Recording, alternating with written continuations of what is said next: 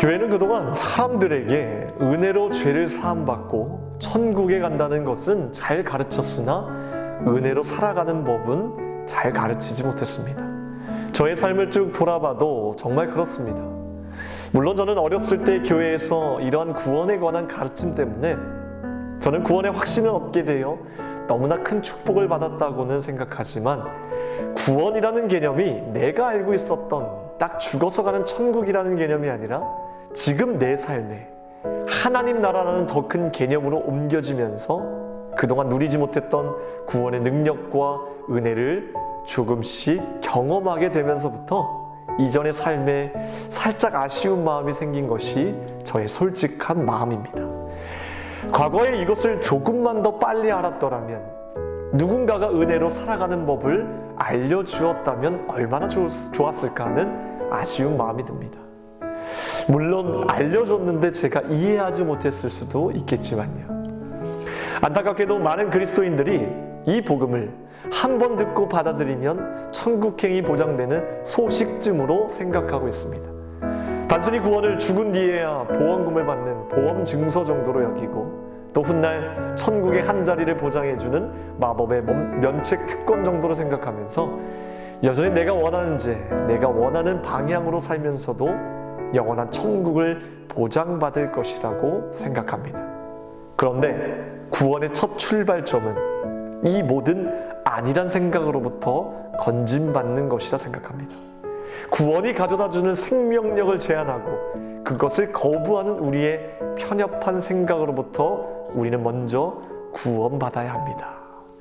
예수님은 단 한 번도 나에 관한 옳은 것을 믿으면 죽어서 천국에 가게 해주겠다고 말씀하신 적이 없습니다. 예수님은 영생을 단 한 번 분명하게 정의하셨는데 안타깝게도 오늘날 이 정의를 아는 사람은 별로 없습니다. 요한복음 17장 3절 말씀에 영생은 곧 유일하신 참 하나님과 그가 보내신 자 예수 그리스도를 아는 것이니이다. 영생은 곧 하나님을 아는 것입니다. 하나님에 관해서 아는 것이라고 말씀하시지 않았고 하나님을 아는 것이다 라고 하셨습니다. 우리 중고등부 친구들 이 둘의 차이가 무엇입니까? 많은 사람들이 하나님에 관해서 알고 있습니다. 심지어 예수님을 믿지 않는 자들도 하나님에 관해서는 알고 있습니다. 하지만 예수님이 말씀하신 하나님을 아는 것과는 차원이 완전히 다릅니다. 하나님을 아는 것은 구원이라는 가장 큰 은혜의 선물로 인해 내가 그분의 가장 큰 사랑을 받는 친구로, 자녀로, 제자로 완전히 거듭났다는 사실을 아는 것입니다. 이것을 아는 자의 삶은 매 순간이 은혜이고 하나님과 늘 동행하는 삶일 것입니다. 여러분 기억하십시오. 영생의 열쇠는 하나님을 아는 것입니다. 평범한 일상의 한복판에서 그분의 특별한 임재에 날마다 깨어나야 합니다. 하나님 나라의 삶은 매 순간이 은혜입니다. 내 삶 자체가 하나님의 선물이고 친구 되신 예수님과 늘 동행하시기에 내가 어떤 짐도 홀로 질 필요가 없는 이곳, 바로 이곳이 하나님 나라이고 은혜의 순간인 줄 믿습니다. 여러분 신앙의 목적은 분명합니다. 바로 예수의 제자가 되는 것. 인류 역사상 가장 위대한 초대요, 인생을 가장 크게 변화시켰던 초대가 뭔지 아십니까? 나를 따르라 일 것입니다. 그렇다면 우리가 어떻게 하면 예수님을 따르는 것이고 어떻게 하면 예수님의 제자가 될 수 있는 건가요? 예수님께 직접 그 답을 들어보십시오. 누가복음 9장 23절 말씀에 아무든지 나를 따라오려거든 자기를 부인하고 날마다 제 십자가를 지고 나를 따를 것이니라. 내가 예수님의 제자인가 아닌가는 이 말씀에서 결정되는 겁니다. 내 의지, 내 고집을 늘 하나님께 꺾고 있는가? 하나님 나라의 삶 속에서 지속적으로 기쁨과 평안을 누리기 위해 나는 의도적으로 이런 삶을 방해하는 걸림돌들을 하나하나 제거하며 살아가고 있는가? 이것만 없으면 더 하나님께로 나아갈 수 있는데도 나에게는 이 방해물을 치울 의지조차 없고 이제는 이 방해물이 주는 약간의 만족감, 짜릿한 경험이라는 헛된 것에 목매어 살아가지는 않는가? 우리 자신을 돌아봐야 합니다. 여러분 기억하십시오. 여러분들이 정말 삶의 변화를 이루고 매일매일 하나님 나라의 은혜를 누리기를 원한다면 무엇보다 여러분들의 의지의 방향을 정하십시오. 의지의 방향이 내가 아니라 나의 의지를 그 나라에 두십시오. 하나님 나라에 두시고 그 나라를 생각하십시오. 여러분 이것은 내가 할 수 있는 일입니다. 왜? 나는 이미 죽었다가 다시 살게 되었기 때문입니다. 골로새서 3장 1절과 2절 말씀을 읽어드리겠습니다. 너희가 그리스도와 함께 다시 살리심을 받았으면 위의 것을 찾으라. 거기는 그리스도께서 하나님 우편에 앉아 계시느니라. 위의 것을 생각하고 땅의 것을 생각하지 말라. 지난 시간에는 한 가지 의도적인 삶에 대해 말씀드렸지요. 리마인드, 다시 생각하라. 다윗은 매일 아침에 일어날 때마다 가장 먼저 주님을 찾았고 그 주님 앞에 홀로 앉아 하루의 삶을 본인 스스로가 결정했습니다. 내가 아침에 깰 때마다 오직 기억하는 것은 당신뿐입니다. 그 영광스러운 하나님의 은혜 안에서 내가 오늘 하루도 만족한 삶을 살겠습니다 라고 삶을 스스로 결정했고 그 기쁨을 노래하고 있었습니다. 오늘 여러분들에게 가지고 온 단어는 replace입니다. 무슨 뜻입니까? 대체하다, 대신하다, 바꾸다.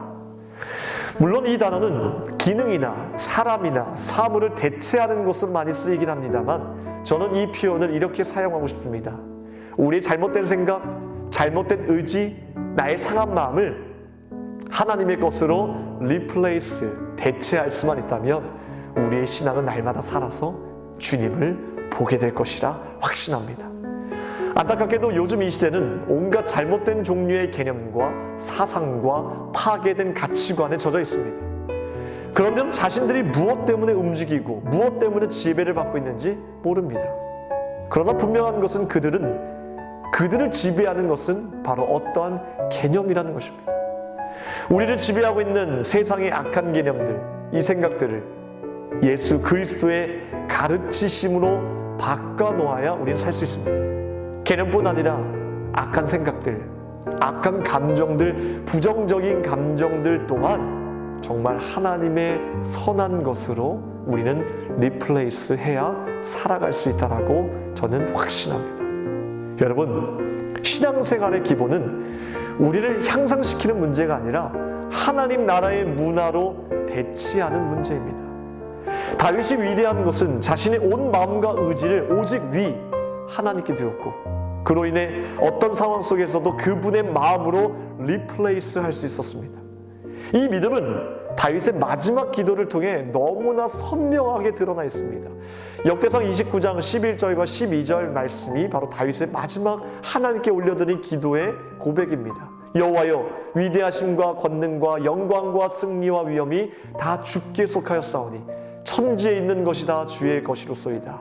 여호와여, 주권도 주께 속하였사오니 주는 높으사 만물의 머리이심이니이다.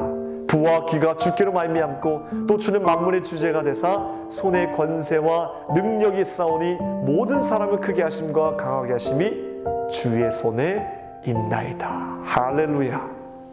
천지에 있는 것이 다 주의 것이고 모든 사람을 크게 하심과 강하게 하심이 다 주의 손에 있다고 고백하는 사람에게 자신에게 일어나는 크고 작은 일에 넘어지겠습니까? 다윗이 골리앗과 싸우러 나갔던 것도 이것 때문에 가능했던 것입니다. 리플레이스, 이 믿음 때문이었습니다.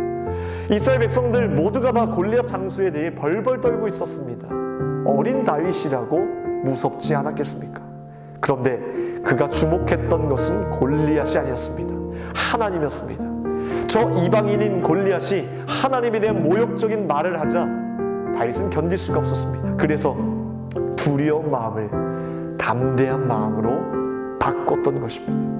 또 사무엘상 24장을 보면 다윗이 사울을 피해 동굴 안에 숨어 있었을 때 사울이 혼자 이를 보기 위해 그 동굴로 들어가게 되는 장면이 나옵니다.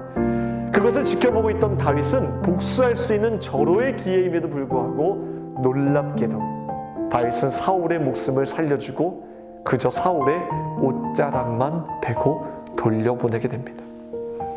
그냥 다윗의 감정대로 행했다면 다윗은 그 자리에서 사울을 죽였을 것입니다. 사실 이것이 인간적으로 보았을 때 옳은 일일 수도 있고 합리적인 일일 수도 있습니다. 다윗이 사울을 죽여도 그 어떤 사람도 이에 대해 손가락질할 사람은 단 한 사람도 없을 것입니다. 그럼에도 다윗은 이번에도 자신의 감정에 치우쳐서 행동하기보다는 자신이 하나님이 되어서 심판하기보다는 이번에도 똑같이 하나님께 맡기고 그 마음을 용서의 마음으로 리플레이스 할 수 있었던 것입니다. 사랑하는 중고등부 친구들, 여러분들에게도 이런 리플레이스 버튼이 있으십니까?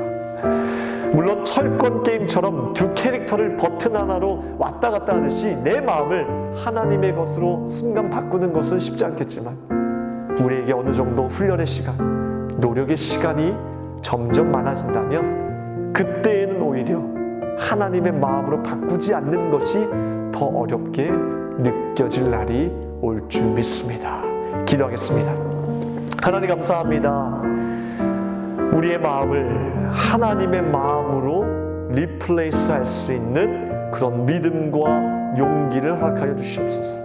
내 마음대로, 내 뜻대로, 내 고집대로, 내 의지대로 살아가는 것이 아니라 내 의지의 방향을 오직 하나님께만 두어서 하나님이 원하시는 것을 선택하고 그 방향으로 나아갈 수 있도록 주님 역사하여 주시고 동행하여 주시옵소서. 우리 사랑하는 중고등부 친구들, 하나님 학업 가운데 정말 많은 스트레스 받고 있습니다. 주님, 그들의 마음을 위로하여 주시고 어떤 상황 속에서도 하나님의 선한 마음으로 돌릴 수 있는 그런 귀한 마음과 여유로운 마음과 하나님 나라 안에서 살아가는 그런 귀한 은혜와 축복을 누리며 살아갈 수 있도록 주님 역사하여 주시옵소서. 우리 이명전 전사님, 하나님 수술 중에 또 회복 중에 있습니다. 건강하게 강건하게 회복시켜 주시옵소서. 하나님 건강한 모습으로 돌아와 귀한 사역 감당할 수 있도록 주님께서 모든 환경과 여건과 건강을 책임져 주시옵소서. 모든 것 감사드리오며 우리를 구원하신 예수 그리스도 이름으로 기도합나이다. 아멘.